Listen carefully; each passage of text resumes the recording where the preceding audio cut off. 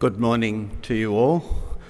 Well, we gather, and obviously in significant numbers, because we recognise this is a most pressing issue. The stories of refugees and asylum seekers tear at our hearts, seem to say something to us about what we might call the soul of our nation, the land of a fair go, or otherwise. Our context is one in which we recognise that every nation which receives refugees and asylum seekers is perplexed as to how best to deal with this issue. At the same time, huge numbers of people are fleeing from new crises and existing crises, and it's extraordinarily hard to keep up with the level of demand. The UNHCR, United Nations High Commission on Refugees, has some more than 7 million people that they're trying to place, and the Family of Nations annually is receiving 80,000. And Australia, thankfully, is one of the 3 biggest recipients of refugees. But those figures alone tell us why, therefore, there are very many asylum seekers looking for a new home. So that's our context. It's now to be elaborated by these wonderful conversationalists. Julian Burnside, elected a living national treasure a few years ago, marking his extraordinary work as a barrister on behalf of refugees and asylum seekers. His advocacy endears him to our hearts. He's our Renaissance man, passionate also about the arts, collector of paintings, writer of books, even a children's book, as well as gathering a book of letters from asylum seekers held in Australia's detention camps. Conversing also, Jo Knight, since she was last part of one of these conversations, now a young mum, immigration lawyer, and working at the Ecumenical Migration Centre of the Brotherhood of St Laurence, which for some more than 50 years has been settling refugees and asylum seekers, been an advocate for them, trying to deliver practical services along with research and advocacy to improve their circumstances. And moderating the conversation, our Archbishop Philip, who knows that our community wants intelligent conversation, places where faith and life intersect, as we try to think hard about the important matters of living decently and well with integrity, making a contribution to the common good. So please, will you welcome all 3 for this conversation.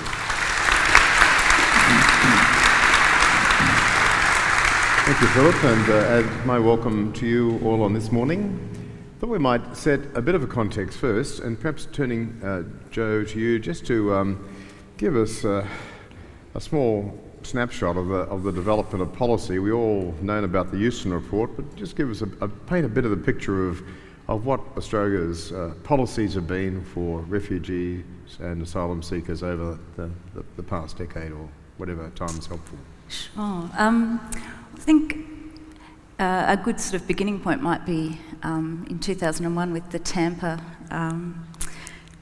crisis and election that coincided with it. I think that was certainly the time I got involved in the area, and I think it was around the time you, Julian, really focused on the area too. And it was, I guess, a time where we saw the use of people seeking asylum for political gain, and it was the beginning of what I see as a demonisation of asylum seekers over many years in our public debate, as Malcolm Freier has really urged consistently, is, that we stop playing politics with the lives of the most vulnerable. So the Tampa was, a boat that arrived of asylum seekers that was rescued by the Norwegian vessel, the Tampa.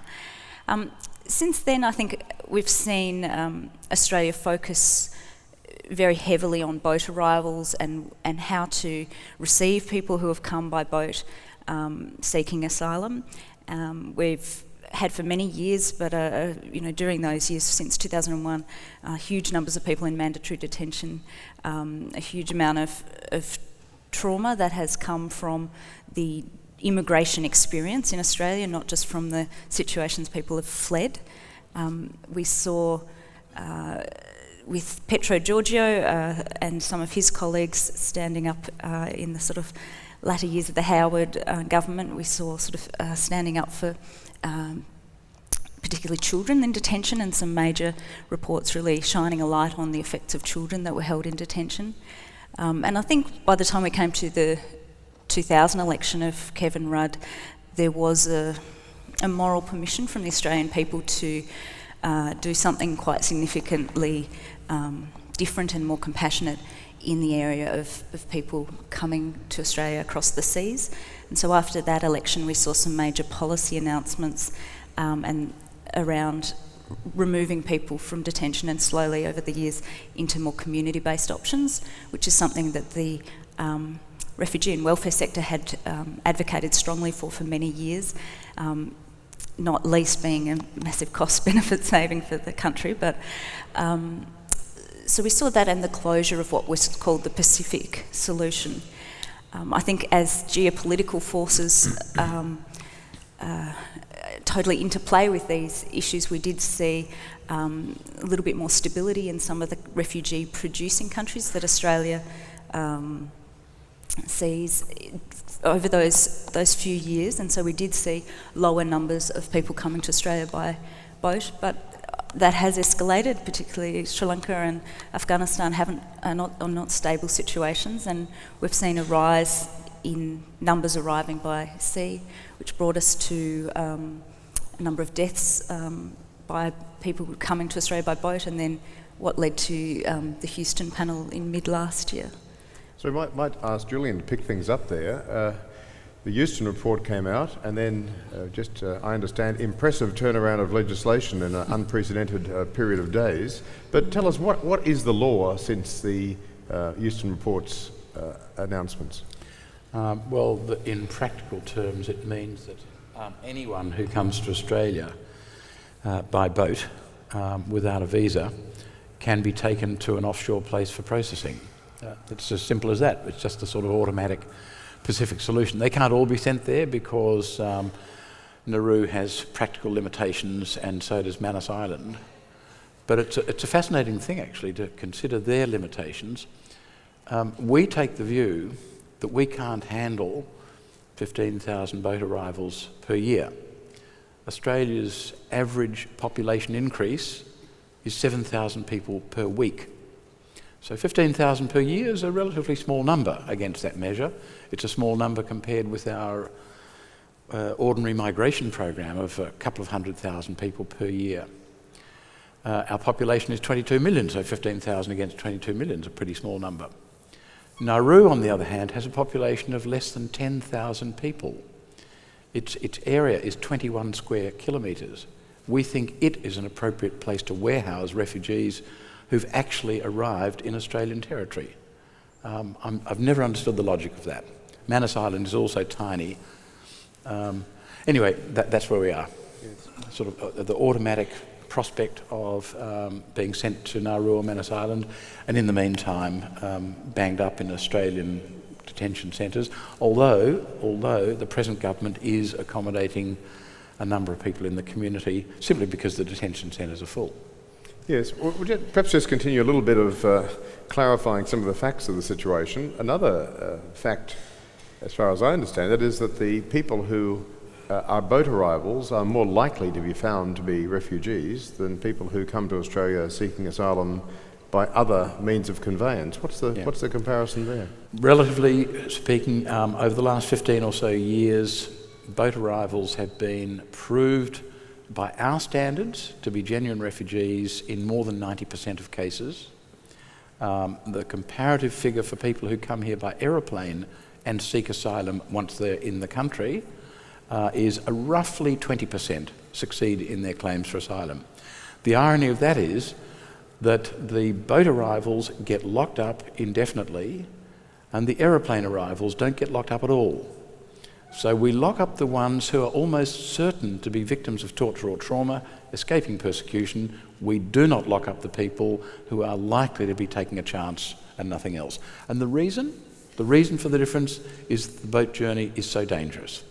And if you're going to undertake such a dangerous boat journey, it's probably a mark of your sincerity and your deeply felt need to escape something worse. And so, Joe, you could tell us, what's the circumstance of people who are coming in under this no advantage policy? What sort of life do they expect once they're released into the community in Australia? How much of a no advantage is it that they endure? Sure, it's interesting. The Federal Parliamentary Library puts together some very good quality, fairly balanced position papers on these, and I noticed that just in February this year they did a position paper on exactly what do asylum seekers understand of deterrence of the different Western countries, and this belief that, you know, what we do in our country somehow is a message that is received by people in refugee-producing contexts. And the reality for the research is, whether it's Australia or what other countries might be doing, is asylum seekers are fleeing persecution in situations of desperation, and they know very little about where an agent or person who's arranging a boat may be taking them. Certainly by the time they get to somewhere like Indonesia, the expectation would be Australia. But there is fairly little understanding of what the circumstances will be once people arrive in Australia. The situation that we see of people who have arrived following the Houston report, what we call the post-13 August cohort, is that some are in Nauru, some are in Manus Island, some are brought to Australia on bridging visas with very limited support, and we're starting to see a lot of community destitution. So the support that is provided for those that are here in Australia is limited to around 89% of the lowest Centrelink benefit, and about 6 weeks supported sort of access to sign up to Medicare and have sort of 6 weeks initial housing. But apart from that, people are really left to their own devices without permission to work, and that's something that I've been very passionate about, is providing people permission to work, as well as the other supports that are needed to help enter the workforce. It's a very productive and constructive thing to do when you are so fearful and waiting for what could be a very long processing of a claim. The really major thing about the people that have arrived since August is that their claims are not even being considered. So we know that probably 90% of them will have very strong claims and fit the definition of being a refugee, but Australia is refusing to even begin that processing. So as part of the no advantage concept that the Houston panel incorporated in their package of recommendations, includes this: well, you'll need to wait for as long as it might have taken if you had have come in some other process, but the formula for how you work that out is reasonably complicated. So people don't yet have their claims processed, but are sitting here and not able to even begin work or providing for their families and support around the trauma that they might have experienced. So I think we will see rising numbers of destitution in our community. And it certainly doesn't seem to be a recipe for engaged citizenship. If most people are going to continue to be members of the Australian community, it's a pretty unfriendly start to finding a place and making a contribution to the common good of our society. Absolutely. Certainly through the Brotherhood of St Laurence, where I work, we've certainly been raising this repeatedly with government, that in terms of someone's settlement journey, once someone has the magic permanent residence, a whole lot of support that is funded by government comes in place, including English language and settlement support. It would be far smarter to begin some of those supports much earlier on, because we know that it is a small number that are returned eventually, and for those, you know, some of the supports wouldn't hurt in taking back to their home countries, but for 90% of them, beginning some of those settlement supports will mean that they're integration and becoming part of an inclusive Australia will happen far quicker than the damage we could do for years of keeping someone in limbo. The longer you're out of the Australian workforce, the longer it will take to get in it. The longer that you don't have some trauma support, the longer it will take for you to be functioning and able to contribute and call Australia home. So there's a lot of economic reasons that you'd also provide that support at an earlier stage rather than downstream problems that you'll see. And you know, apart from the psychiatric harm which is done to people by the way we treat them, I think there's a real chance, taking your point, there's a real chance that they will be much less useful as future citizens when, as inevitably will happen, most of them are accepted into the community. Now, I regard myself as a pretty conservative person. If I was mistreated like that for that long, it would radicalise me. Now, I don't think most people in this room, I suspect, would come out of that process feeling angry and rebellious. Is that really what we want? Unless we're going to start breaching our central refugee convention obligations and simply sending people back to be persecuted, we are actually damaging the people who will become future citizens, and that's a stupid thing to do.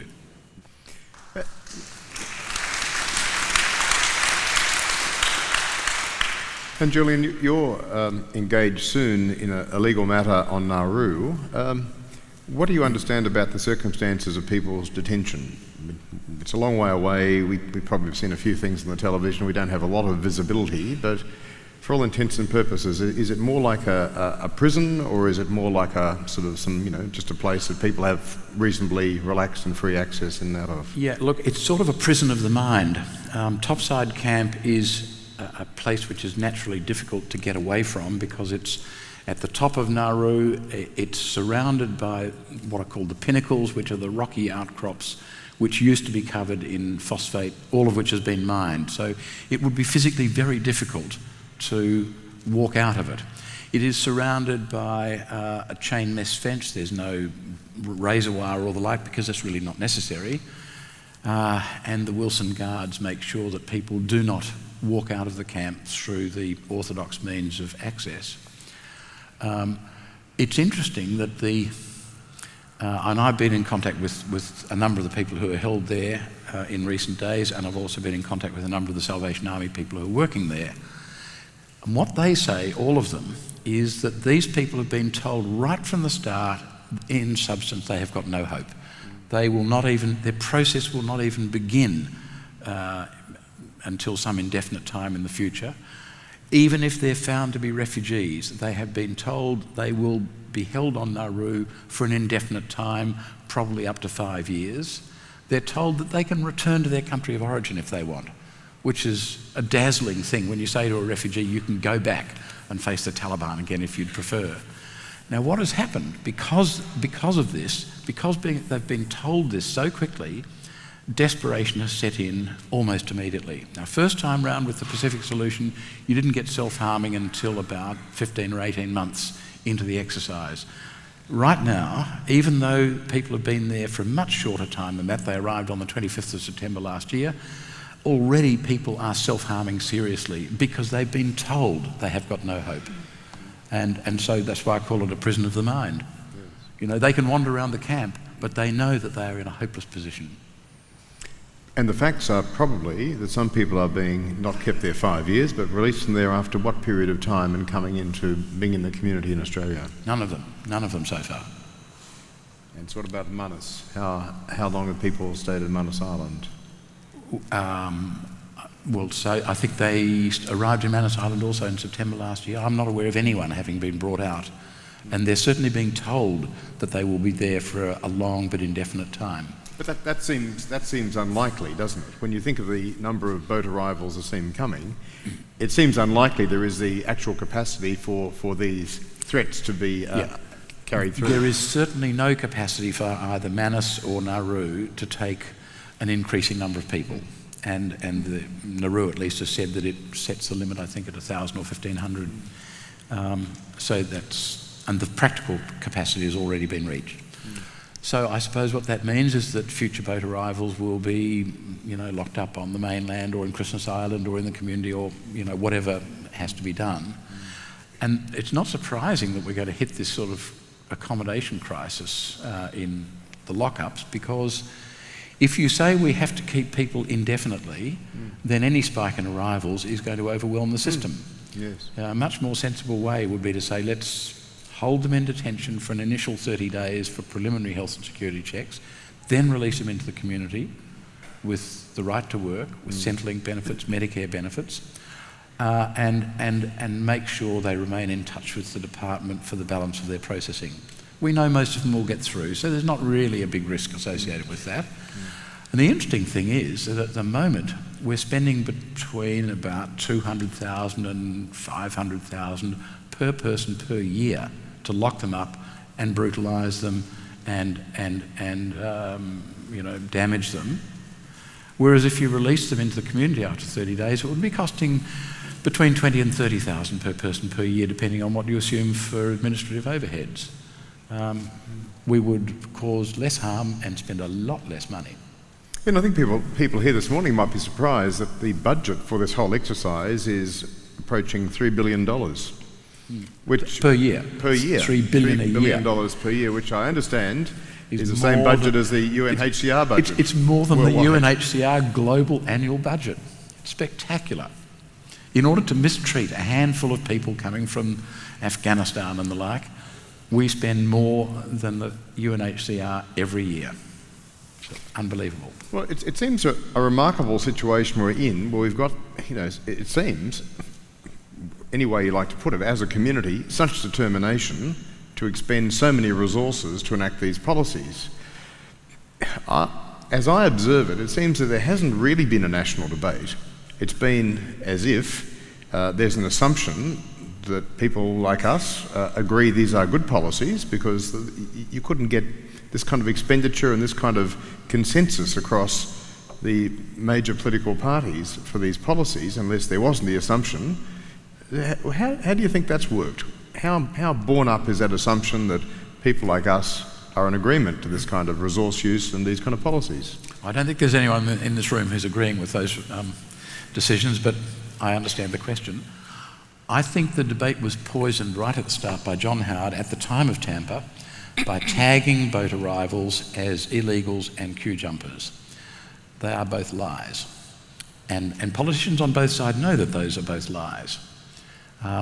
Illegals is particularly poisonous because it carries with it the suggestion that they are criminals and that therefore the community has to be protected from them. And if you lock them up in wretched places like Woomera and Baxter and Curtin and so on, they look like criminals.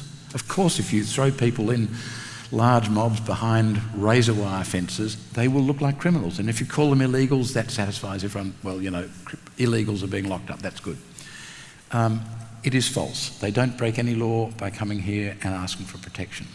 And furthermore, given that Morrison and Abbott have revived the lie about illegals in recent times, it's worth remembering that the word illegals, used as a noun to characterise refugees, was first coined in the 1930s in reference to Jews escaping Germany. It's a word that's not only dishonest, it also has morally appalling origins. Now, what is interesting about the political position is that parliamentarians on both sides must know that it is false to call boat people illegals. And yet when Abbott started doing it, Gillard did not call him out on it. And she should have. If there's any political leadership in this country, someone in politics should be saying it is false to call them illegals. And once the public believe they're illegals, all of the rest of the policy settings will be accepted without too much trouble. Yeah, I agree that I think that the politicians have repeated this line on both sides of politics for so long that the electorate has come to accept it as normal, and as long as a politician thinks that that's what their electorate wants, then they've got no permission or urging to change that. It's certainly been something that's built up over time. The Scanlon Foundation with Monash University published their social cohesion report recently. And the concerns of Australians when asked about refugees compared to asylum seekers varies greatly. And the fact that factual, it's a fallacy that there is a difference, has become so normal in the minds of ordinary Australians is very concerning to me. But also that Australians, through this social cohesion survey and many other polls, rate asylum seeker issues as one of their top 5 concerns facing Australia. And it's not in perspective. We're talking about small numbers of people and complex policy challenges, without a doubt, but not one of the top 5 issues facing this country. It's out of perspective, and I think it's suited political narratives to push this as an issue. And to me, it harks back to Australia's fear of the other, Australia's fear of invasion, our deep sort of seated white Australia fears. And I think for some Australians, a fear of Islamicisation and seeing a changing Australia around them. And it can be very easy to scapegoat and label those boats that you see coming on the horizon, all your fears packaged up are those people coming across the horizon, and that isn't the case. Certainly in some of the work I've done with churches is about, well, what does it mean for compassionate, faithful people to stand up and say, this demonisation is not okay. We, as ordinary people, need to begin to help reframe the debate and shift things so that the message is clear right from the grassroots that this is not a part of an Australian narrative that needs to continue. And part of it is as a community, educating ourselves and thinking through independently what we might think as solutions and understanding the issues, but also getting to know real people who are affected by these policies. It's certainly been, the way that I have communicated about these issues over many years with people is to tell the stories of people who have sought asylum, provide people the opportunity to meet and get to know someone who has sought asylum. And I think church communities particularly have been very compassionate and generous in responding in practical ways to people who have been in need. And I think it's important for particularly the churches and the welfare sector to brace itself, because we will see more and more people living in community destitution and the need for material aid and assistance.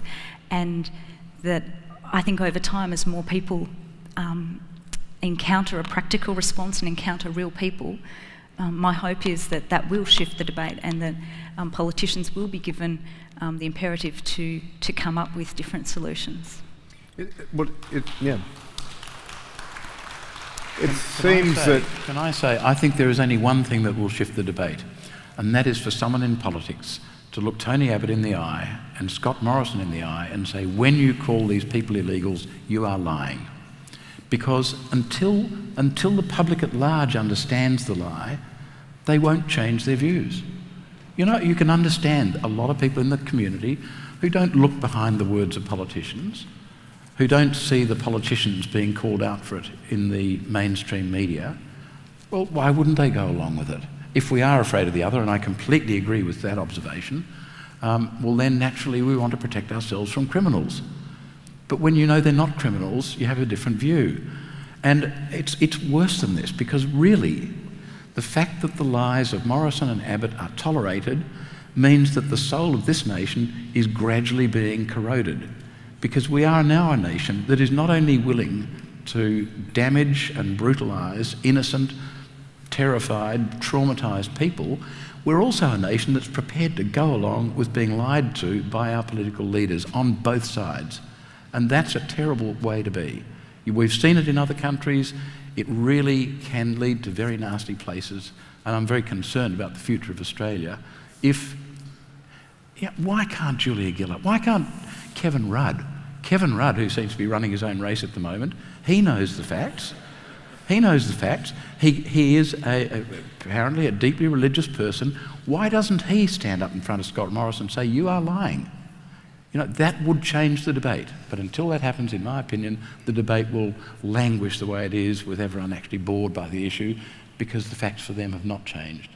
Part of the languishing, though, seems to be the opposition feeling that the Stop the Boats narrative is one that they can sustain. I'm interested in the practicalities of that. I think last time that was attempted, the demoralising effects on people in the Australian Defence Force were quickly apparent. The difficulty of that policy. So just explain a bit about how you perceive that, because there seems to be great confidence to make that assertion and put that as one of the political tests of an opposition that seeks to gain government later in the year. Okay, stop the votes. What does stop the votes mean? It means make asylum seekers think that coming to Australia is less palatable than staying and facing persecution. The idea of deterring people from seeking asylum here must involve making it look worse to come here than to face the Taliban or whoever else. That's not really a very noble thing for us to try and do. And the question is whether anything we've done actually achieves that purpose. First time round with the Pacific solution, the coalition government was very proud to say, we stopped the boats. By locking people up on Nauru, we stopped the boats. And it is true that the boats stopped coming after the Pacific solution was introduced. Was one the cause of the other? Interesting question. If recent experience is any guide, it would seem that locking people up on Nauru actually encourages the boats, because the arrival rate has increased since the second Pacific solution. It clearly hasn't stopped the boats. So, first of all, it's an ignoble endeavour, and second of all, what we're doing seems incapable of achieving it. So why do we persist in doing it? It is an interesting line, and one that assumes Australia acts in isolation, and what we do to our borders has nothing to do with the rest of our region and geopolitical forces and why people are fleeing. It also flies in the face of the fact that Australia signed up to the Refugee Convention, and that we would police our borders in that way, when we have signed up to a Refugee Convention saying that people can legally claim asylum and protection as a refugee. In any country they can reach. Yeah, that's right. And the reason the Refugee Convention was designed after World War II was, there were boatloads of people fleeing the Holocaust, sailing around the world looking for a port that would accept them. And there weren't the legal international mechanisms to enable that, and so people did go back and die in concentration camps. And after World War II, the nations came together and said, this cannot happen again. This is just awful. We cannot have that situation again. And I think sometimes when the refugee-producing conflicts seem very different to our Western understanding of culture and nations, and we don't even understand often, why people are fighting in countries like Afghanistan, that it's much harder to identify with those people. But at the end of the day, they are fleeing persecution, we saw in the Holocaust. This is persecution, this is loss of life, and this is exactly why the Refugee Convention was put together, and that nations like Australia came together and said, we must show moral leadership, we must work together. And if anything, over the ensuing years, the nations haven't perhaps worked together on those things as well as possible, and you get countries like Australia saying, well, we will act fairly unilaterally and we will stop boats, turn them back. I think there needs to be a much more sophisticated understanding of what does it look like to cooperate regionally, and that's part of, I think, a way forward. I'm glad you mentioned that, because the stop the boats mentality was also seen in Australia in 1938 at the Evian conference, which was set up specifically to deal with the problem of Jews trying to escape Germany. And the Australian representative went to Evian and said that in Australia we do not have a racial problem and we do not intend to import one, and we closed our doors to the Jewish refugees, apart from allowing the Dunera to bring a boatload of Jewish refugees from England. And the other related point is Captain Schroeder, the captain of the St Louis, which embarked from Hamburg in, I think, March or May of 1939. and tried to hawk them around the world. 900 Jews on board, tried to hawk them around the world. No one would take them. He ended up having to go back to Europe with them and put them ashore in Antwerp, and very soon afterwards the Low Countries were overrun and half of those people died in concentration camps. Now the reason I mention it is that Captain Schroeder not only was the captain of a boat that was turned back, he was a people smuggler. He did it for the money. Everyone then and now reckon Captain Schroeder was a hero because he was trying to save the lives of desperate people. It's been very popular politically in the last couple of years to demonise the people smugglers, and maybe most of them are terrible people, but they are trying to help people save their own lives. So they're not necessarily all bad. And if you're a refugee and Australia manages to break the people smugglers' business model, you are probably not going to thank Australia because it means that you're stuck in a situation of real danger. So, with $3 billion, what kind of policies would you put in place that would be better than the ones that you're thinking aren't good policies now? What could be different? Sure. I would focus on our region. Most countries in our region have not signed the Refugees Convention and are unlikely to in the foreseeable future. We did recently see Nauru sign, but I think the enticement of the Australian dollar probably had something to do with that. But there are international, human rights protections that some of the countries in the region have signed, as well as very practical ways that we could resource and work together as Australia being a regional leader, so that we can get to a point where people seeking asylum do not have to get on that leaky boat to come to Australia, but there are workable solutions for them to have a claim processed and addressed in a timely way. Not be fearful that the authorities in that country will suddenly pick them up in the middle of the night and return them to the country in which they've fled.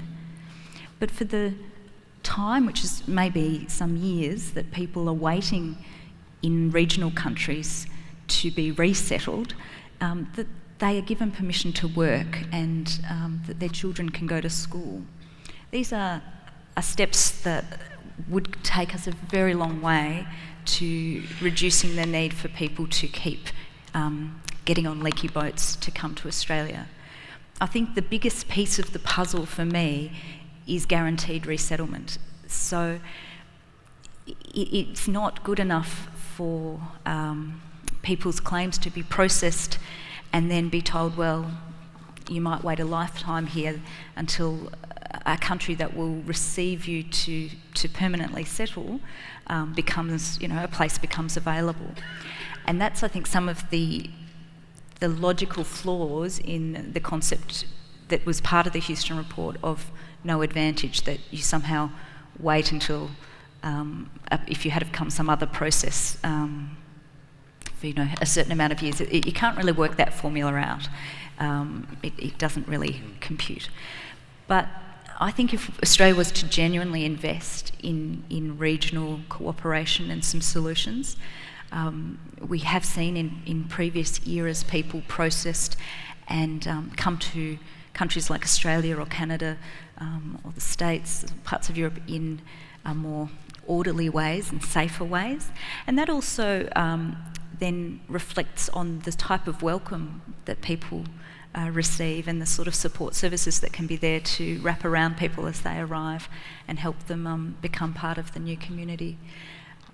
That's how I would spend $2.97 billion each year, and I'd be very happy to turn that to regional solutions. And I do think that the Houston panel recommendations, while they did talk about regional processing and solutions as part of a package, it was very undeveloped, and that's been the part that's dropped off the radar, although there has been some announcements in the foreign aid budget to put some reasonably small resources to that, and what we call the Bali process, which is a process Australia has been in dialogue with the other countries in the region, but there's a long way to go. What's your solution, Julian? Well, I think there's a couple. You've got a lot of money to play with. The first thing is, as I suggested before, after an initial short time in detention for preliminary health and security checks, release them in the community, let them work, provide them with Centrelink benefits if needed, Medicare benefits.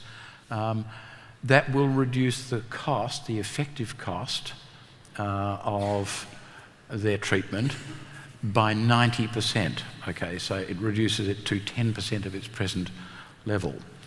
I would say maybe pending conclusion of their refugee status, require that they live in rural or regional Australia, because there are plenty of small towns around the country who would love to have additional people living there. And you might even say, okay, if we're going to pay 10% of what we're presently spending on locking them up, what about give an equivalent 10% to the country towns where they're going to live? That'd be a terrific boost for the local economies of lots of towns around Australia. In fact, I think you'd have people competing to have refugees come and live there. Another radical alternative would be to say, okay, let's declare the whole island of Tasmania an area of detention. There's a historic precedent for it. It can be done. And send them all down there to live in the community. They're still in detention, so that satisfies some weird ideological urge. And give $1.5 billion to the Tasmanian government. I think they'd be quite happy with that. We've then saved ourselves the other $1.5 billion. So that could work. A third way, I think, is reduce to 10%, have them in the community, etc., and spend the remaining money in the places where they're coming from, to try and produce circumstances that people will no longer need to escape, people will no longer want to escape. Most people would prefer to stay where they grew up. Let's give them a chance to do that. And instead of spending money destroying their lives, let's spend the same money improving their lives so that they will stay where they were. Well, let's open it up to interaction now.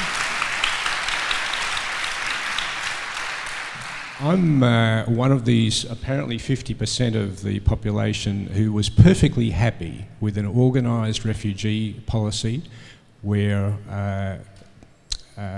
foreign affairs officials went to refugee camps and interviewed people and selected them for entry into Australia on a non-racial basis. I was perfectly happy with that. But I certainly don't like people showing up demanding to be let in. Julian, in 2006, I saw you at a refugee seminar in Albury, and you opined on that occasion that there weren't enough lawyers on the Refugee Review Tribunal, and also that you'd like to see John Howard and Phil Ruddock behind bars because of their refugee policies. In the last year of Howard's reign, as I understand it, there were 3 people in refugee detention at the change of government. We now have, under Labor's more compassionate programs, about 6,000 people in refugee detention, plus the 1,000 or so that drowned on the way over here. And I haven't heard you suggesting that Julia Gillard and Kevin Rudd should be put behind bars.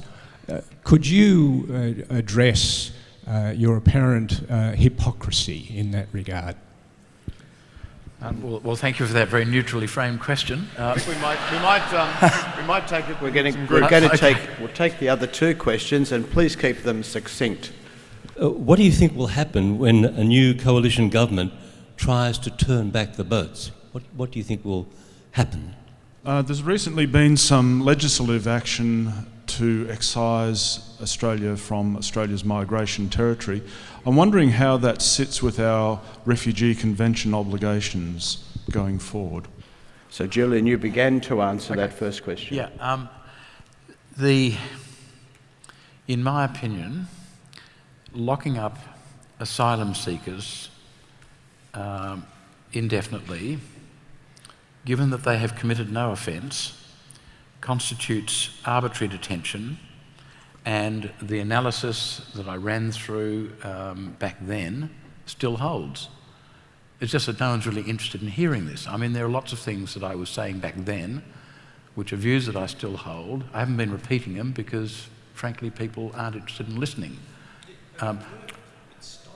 hold on. Oh yeah, well you say that the Pacific solution worked. It stopped the boats. We've got the Pacific solution again. It hasn't stopped the boats. So if you are welded onto the idea that post hoc ergo propter hoc is a good way of reasoning, then fine. Good luck to you. If you think that though, you would have to say the Pacific solution seems to encourage the boats, because that's what's happened since it was reintroduced.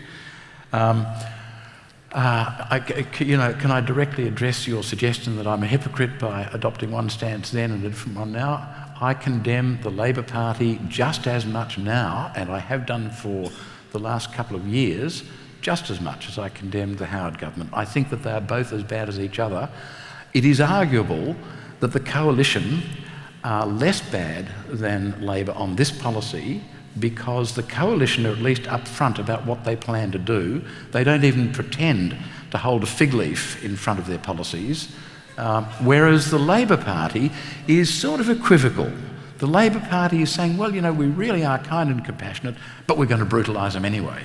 They both are doing the same things, they both plan to do the same things. One of them tries to make it look respectable. So, arguably that puts Labor in a worse position. I don't know if that deals with it. As for turning back the boats, well, I don't think it's going to work, because there are some international legal limits on the ability of any government to do that.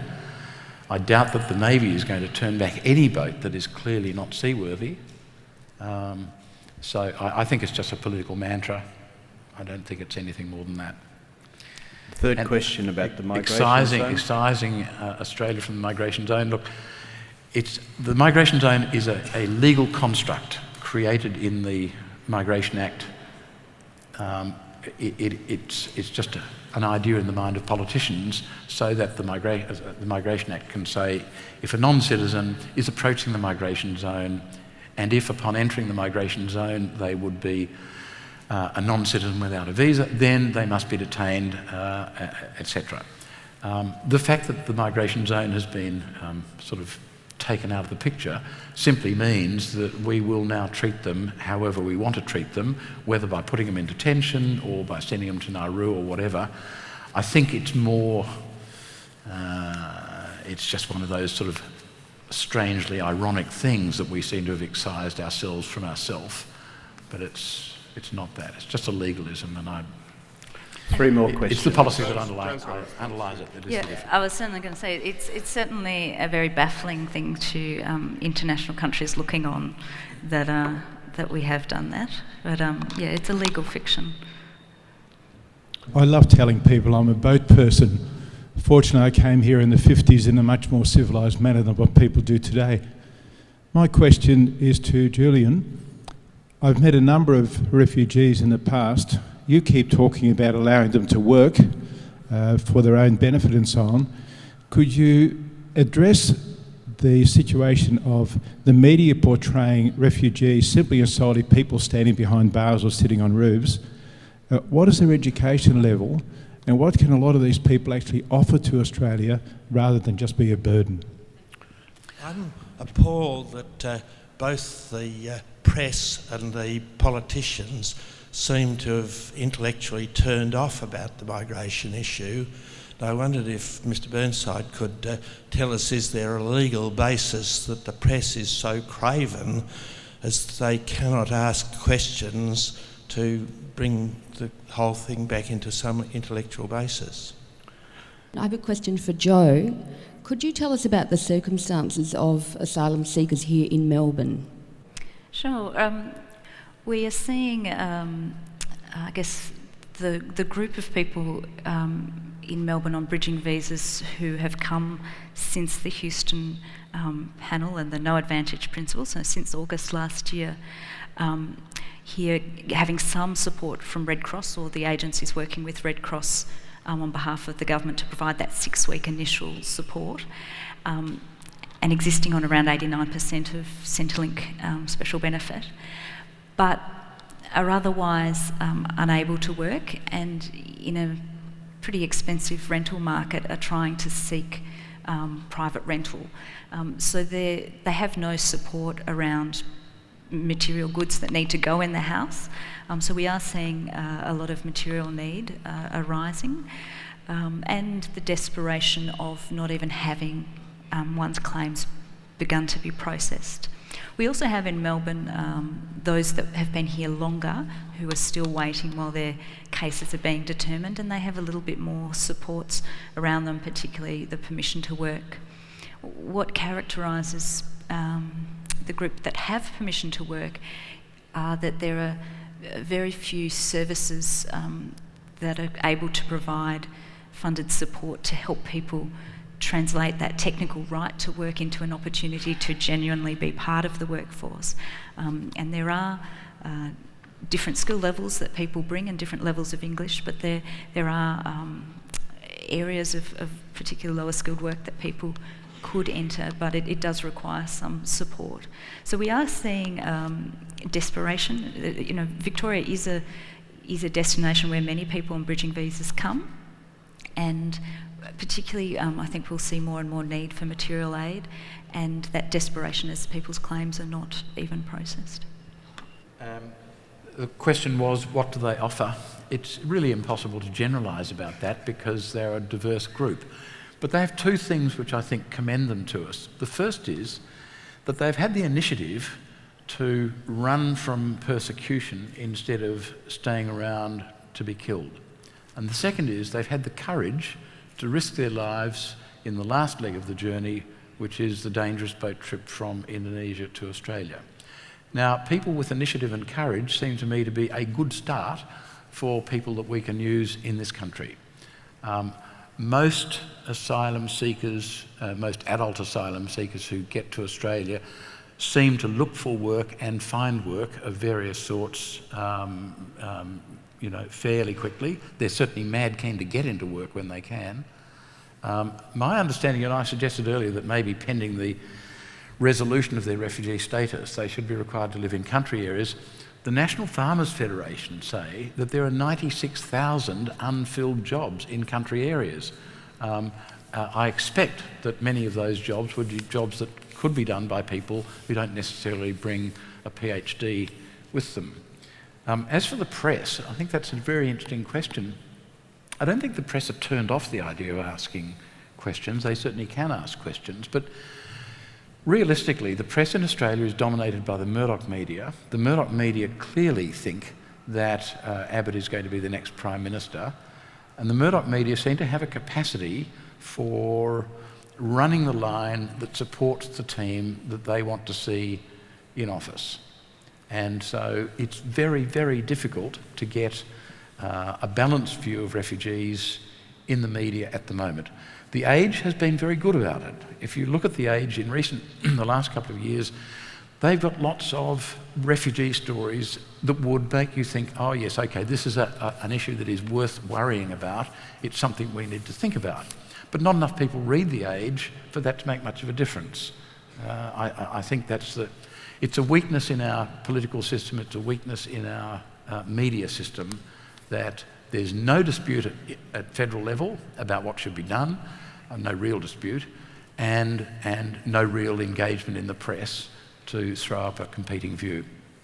Yeah, I think that whole question of examination of things is one we were alluding to earlier in the discussion, that it seems that there is a view amongst politicians that in marginal seats or in places that people are counting the numbers, there is going to be a strong backlash against current policies. So I don't know if that's a question I ask, whether that's a founded assumption, but it seems to be one that I think generally as a community we've sort of used to explain the political decisions of politicians, saying, well, you know, you can't expect them to take a different view because they're just responding to a community opinion.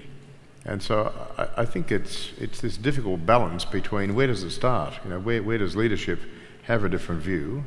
And I think from the context of a Christian perspective of society, anything that starts to diminish the humanity of people who we're sharing the street with, people who we're sharing our suburbs with, some of whom have citizenship rights, others of whom have reduced rights or impairment and can't use their God-given gifts to earn a living for themselves or their family, it raises profound questions about how we, in a moral conscience, tolerate that kind of dual universe inhabiting the same space.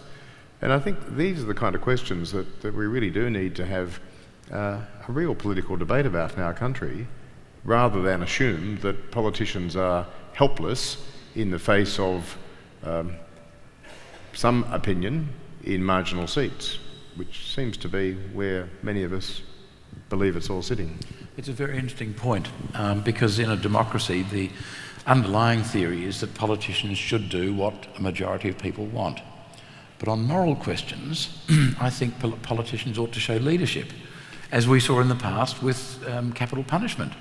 You know, if you decided to stir up a bit of a redneck vote by advocating the return of capital punishment, I'm sure you could get some votes from it in some areas. But as a matter of moral principle, politicians have decided they will not do that.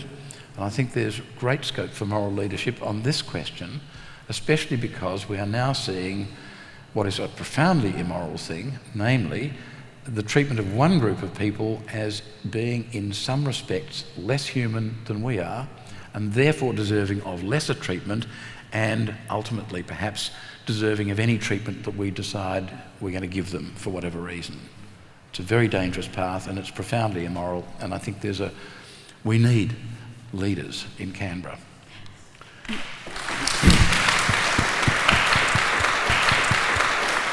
Joan, you talked about guaranteed resettlement, and also it was mentioned about helping in the nations that these people are fleeing from. And so I wondered what your position is about temporary protection visas. I know that President Karzai, more than a year ago, talked about people, needing to come back and help rebuild the nation. And I do work with quite a number of people who are asylum seekers and refugees in Melbourne. And one of the lady who's involved in resettlement says that a number are actually, some who are genuinely fleeing persecution have been quite upset that those who've come here as asylum seekers are now going back for Christmas holidays in places like Iraq and Afghanistan. And if it's safe for them to go back for Christmas holidays, why wouldn't they have just been able to rebuild a life in Afghanistan or Iraq? Why should we not offer temporary protection visas? Given that both the major parties have the same despicable policy on asylum seekers, how can ordinary Australians be helped to overcome their fear of the other? Thank you. I'm just wondering if churches and concerned citizens in Victoria should be lobbying the government to use facilities like the Point Nepean quarantine station that housed the Kosovar refugees for women and children, and being able then to provide wonderful volunteering services there from the people down on the peninsula, and educate the children in the facility there that could provide schooling. So I'm just wondering why we're not using those types of facilities to accommodate people in need as our neighbour. Sure. Look, it's probably not surprising that I wouldn't be supportive of temporary protection visas. I was a lawyer for many people who were in that situation, and the agony it causes them, and their separation from their families and their children who are still stuck in the place of persecution, or for many of the Afghan people who were on temporary protection visas. When we last saw them, their families were waiting in Pakistan in very dangerous situations. So I don't think temporary protection visas solve issues.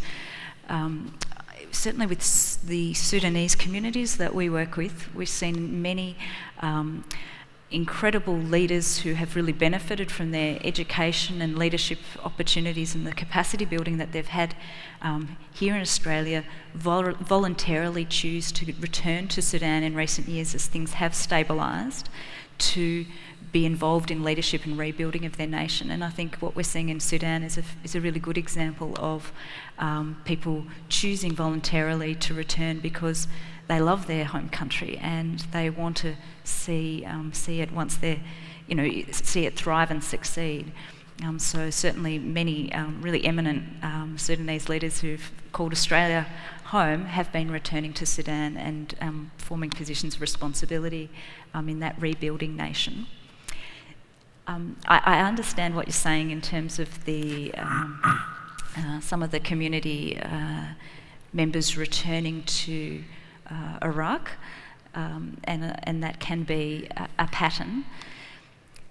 My experience is many people will, because of the way our visa system operates, they are separated from their families for years on end, and they have received protection in Australia, but they're also desperately worried about their loved ones back home. My experience is that many people will meet them at border regions, and that's quite a dangerous journey for women and children to make to the border regions. And anecdotally, you do hear of some people stepping across the borders to see their loved ones. Certainly, as someone who desperately loves my husband and my son, I would go to great lengths to see them if I was separated from them for years. But it isn't what the Refugee Convention intended, and it's not what the grant of a visa here in Australia intends. I see that it is part of a broader systemic immigration solutions that need to recognise the importance of family reunion in a timely way, and that families shouldn't be separated for long periods of time. We should work with every endeavour to bring people together. I agree completely with what Joe just said. What we overlook is that people from the Middle East, in particular Afghanistan, are intensely family oriented in a way that we can hardly rival. I know 6 Afghan Hazaras, all of whom have lived at our house during the last 10 or 12 years, 6 Afghans who have, each of them, gone back to Afghanistan or Pakistan briefly to see their family. They were all frightened of the journey back, but they wanted to see their families. They were all terrified witless when they were there and returned to Australia unharmed. 2 of them, who lived with us for many years, when they went back to their family, who are now living in Quetta, because a lot of Hazaras have moved across the border into Quetta in Pakistan, they were so frightened that they spent all of their time in Quetta inside their family's house, because it was too dangerous to go outside. It was too dangerous to go down the street. It was too dangerous to go to the market. Do not think for an instant that the fact that they go back for Christmas or whatever else means that they're no longer frightened of being in their country of origin. It's because they feel compelled to see their family. Second, the idea of using point and appeal, and the problem is, it's a nice idea, but the problem is it's predicated on the assumption that long-term detention is a necessary element of the system, and I would wish to reject that rather than finding easier ways of finding extra space to locking people up. And the middle question, how to help overcome the fear of others. I think it's a really interesting question, because the fear of others is deeply ingrained in the Australian spirit, it seems. I think xenophobia is much more prevalent than racism in Australia, although the two can be confused from time to time.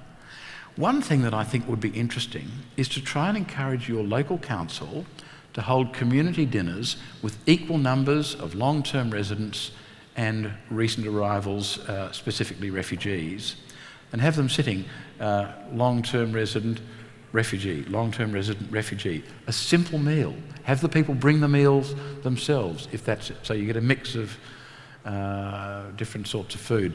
It is very difficult to continue to fear or dislike a person when you've shared a meal with them.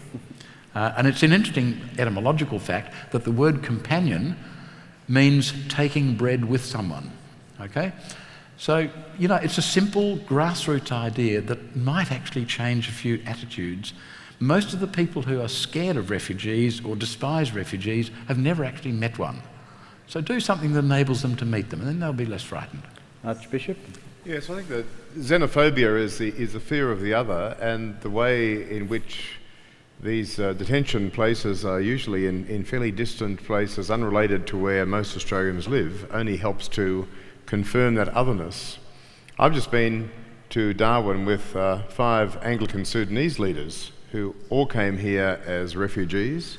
And it was great spending the week with them just to see both how much they have a love for their own country and their people in South Sudan, but also how much they are eager to make a contribution as Australian citizens and as leaders in our community. And while we're in Darwin, we learnt there that there's about 50 Iranian people who are allowed out of the Darwin detention centre each Sunday to go into the cathedral to worship. And that's one of the occasions where they actually feel, for a brief period, the self-esteem of being a respected member of a community that isn't just defined by its asylum-seeking or refugee status. So I think that there's interaction which most of us can't have because people are in places we'll never go to. I don't think anyone here, much apart from one or two, might ever go to Manus Island or Nauru or distant parts of North Australia. So we are talking about figments in our own imagination informed by the information we have, and without ever really being able to test that, I think we are quite able to choose a fantasised and a demonised idea rather than here are real people with genuine human aspirations seeking to have good outcomes for their family, naturally having, as many people in Australia have, affections with some other part of the world from which they come, but with the right encouragement, eager to be good citizens, making a contribution to the good of our country. Thank you all for your contributions today and your participation. Can I ask our Archbishop to conclude our conversation together? So let's pray. Loving God, we give you thanks for the goodness that you show us, the human dignity which is part of your gift to us, and we pray that all public policies we have might confirm that vision of people who are made equal with gifts and gifts that can be used for the good of all. We pray for those who are our political leaders, that they might have discernment and wisdom in these important matters. We pray for all who are involved in any form of immigration detention, that they might have comfort and encouragement. We pray for any who feel that their life and their cause is hopeless, that they might see, through the interaction of others, through even the awareness of this kind of conversation this morning, some reduction of their isolation and some encouragement. So we commit this and all of the thoughts and different views of our hearts to you, Lord, and pray that you would send us from this place with an engagement and an understanding in those things that we do. And we pray this in Jesus' name. Amen. Amen. Can you please with me thank our splendid conversationists?